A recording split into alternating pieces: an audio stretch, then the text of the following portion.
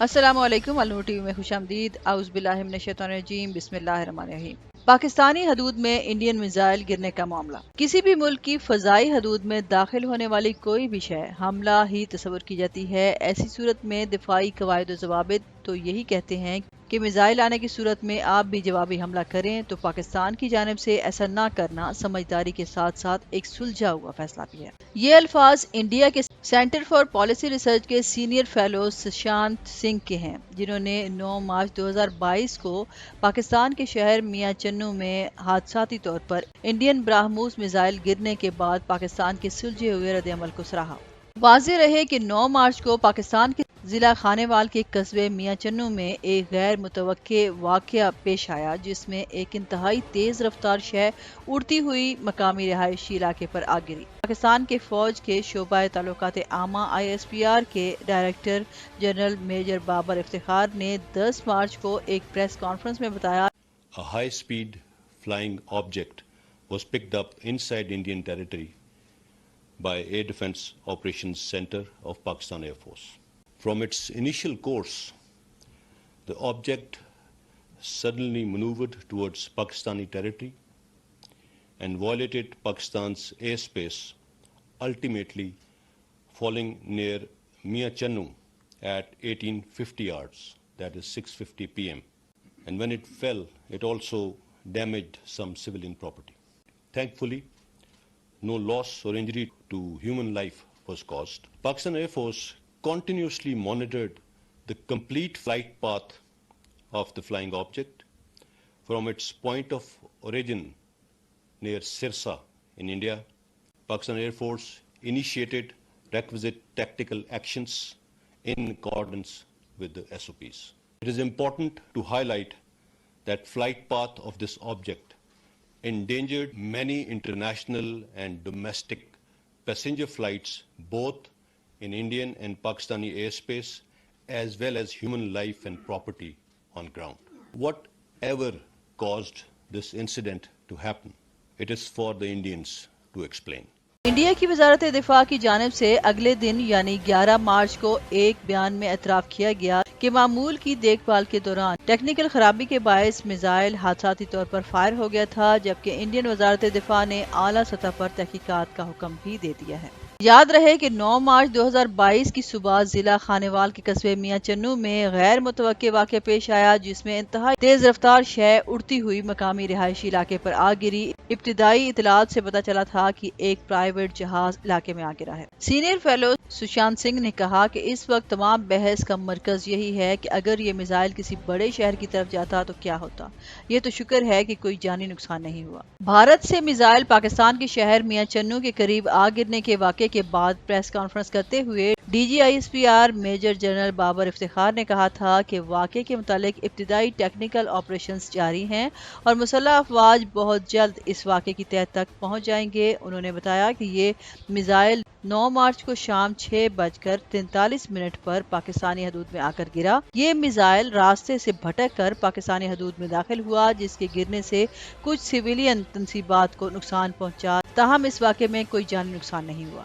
یہ میزائل 1998 میں روس اور بھارت کی مشترکہ کوششوں سے تیار ہوا تھا۔ براہموس میزائل کی زیادہ سے زیادہ رفتار 2.8 تقریباً 3450 کلومیٹر فی گھنٹہ یا 2148 میل فی گھنٹہ ہے۔ اسے میزائل شکن نظام سے روکنا مشکل ہے۔ اس میں یہ بھرپور صلاحیت بھی موجود ہے کہ مختلف قسم کے ریڈار جہازوں اور اڑتی اشیاء کا سراغ لگانے کے نظام سے بھی بچ نکلتا ہے۔ براہموس فضا میں 15 کلومیٹر کی بلندی اور سطح زمین سے کم از کم 10 میٹر اوپر پرواز کرنے کی صلاحیت رکھتا ہے۔ اس میزائل میں 200 سے 300 کلوگرام روایتی بارودی مواد لے جانے کی صلاحیت موجود ہے۔ براہموس 2 سٹیج 2 مرحلوں پر مشتمل میزائل ہے۔ اس میں ٹھوس ایندھن سے رفتار بڑھانے والا انجن نصب ہے، جو پہلے مرحلے میں انتہائی تیز رفتار پیدا کر کے میزائل کو الگ ہونے سے قبل تیز رفتار پر لے جا کر سپر سونک یعنی آواز سے زائد تیز رفتار بناتا ہے۔ جس کے بعد مایا ریم جیٹ یعنی ہوا کی شمولیت سے چلنے والا جہاز کا نظام حرکت میں آ جاتا ہے اور میزائل کو میچ 3 کی رفتار کے مرحلے کے قریب لے جاتا ہے۔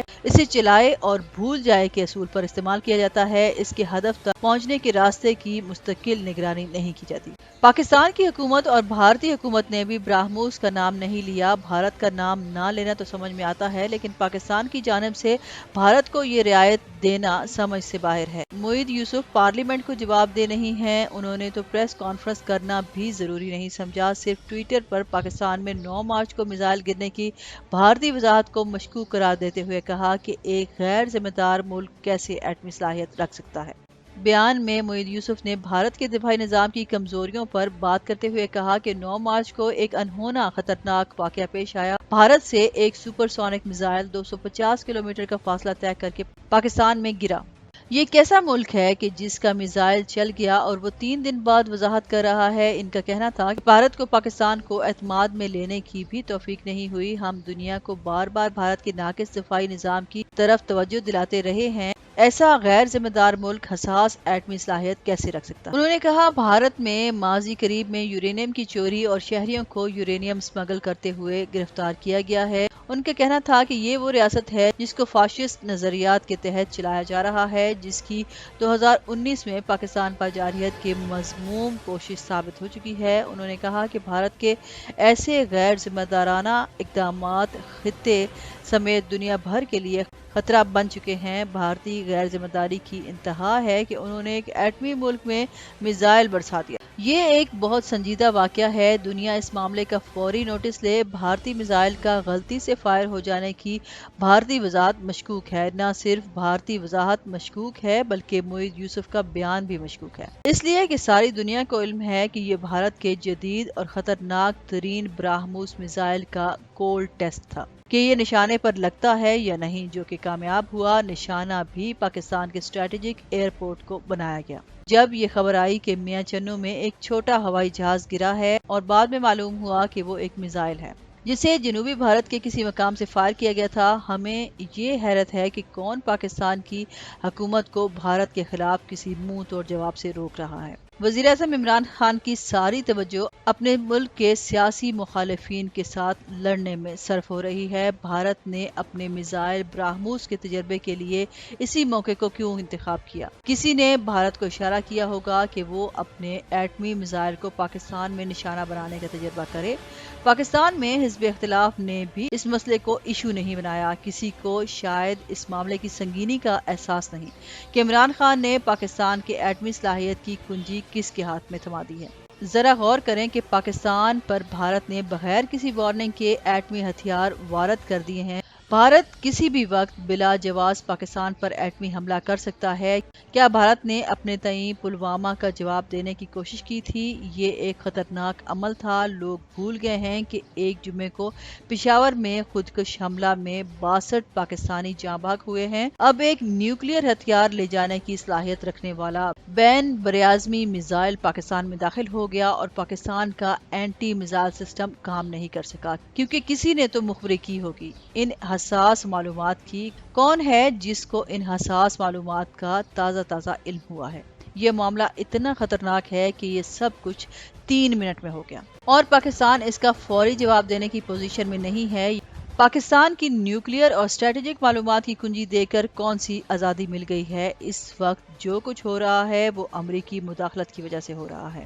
بھارتی تجربے نے پاکستان کے عملی جواب دینے کی صلاحیت کو تو چیلنج کیا ہی ہے، اس کے ساتھ ساتھ سیاسی نفسیاتی جواب دینے کی صلاحیت کو بھی مفلوج کیا ہے۔ اب میزائل گھس آیا اور پاکستان اسے روک نہیں سکا۔ یہ سب اس لیے ہو رہا ہے کہ کوئی اندر سے غداری کر رہا ہے۔ بھارت پاکستان کی صلاحیتوں کا امتحان لے رہا ہے اور ہماری طرف سے معید یوسف جیسے لوگ ڈھیلے ڈھالے جواب دے رہے ہیں اور قوم کے سامنے پورے منظرنامے کو نہیں آنے دے رہے۔ ہمیں یہ خوف ہے کہ پاکستان پر بھارت اسی طرح حملہ کرے گا جس طرح روس نے یوکرین پر کیا ہے۔ اب پاکستان کا جواب قرض ہو گیا ہے، کہاں دینا ہے اور کیسے دینا ہے یہ طے کرنے سے تمام اسٹریٹجک حکمت عملی کو تبدیل کرنا ہوگا، ورنہ ہمارے ایٹمی ہتھیار اور منصوبے دھرے کے دھرے رہ جائیں گے۔ گے۔ یہ تسلیم کرنا ایک بہت بڑی غلطی ہوگی کہ بھارت نے دانستہ ایسا نہیں کیا۔ بھارت کا فرضی ایٹمی حملہ کامیاب رہا ہے۔ دوسری مرتبہ خدا نخواستہ پاکستان کی ایٹمی تنصیبات کو نشانہ بنانے کے لیے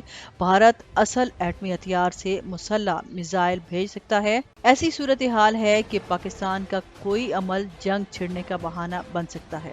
یہ سب کچھ ایسی صورت میں ہوا جب پاکستان میں سیاسی کشیدگی اپنے عروج پر ہے۔ بھارت میں یہ کہا جا رہا ہے کہ پاکستان پر یہ حملہ اتر پردیش کے منتخب وزیر اعلیٰ یوگی آدتیہ ناتھ کی کامیابی کے جشن کے طور پر کیا گیا، جو بھارت کا مستقبل کا وزیر اعظم ہو سکتا ہے۔ اب تک کے لیے اتنا ہی۔ مزید خبروں اپڈیٹس کے لیے دیکھتے رہیں النور ٹی وی۔ ویڈیو سے ریلیٹڈ اپنی رائے کا اظہار کمنٹ سیکشن میں ضرور کیجیے گا، اور اس سے پہلے اگر آپ نے میرا چینل سبسکرائب نہیں کیا تو النور ٹی وی کو سبسکرائب کریں اور ساتھ میں لگے گھنٹی کے بٹن کو ضرور دبائیں۔ ویورز، ویڈیو اگر پسند آئے تو اس کو لائک اور شیئر ضرور کریں۔ شکریہ۔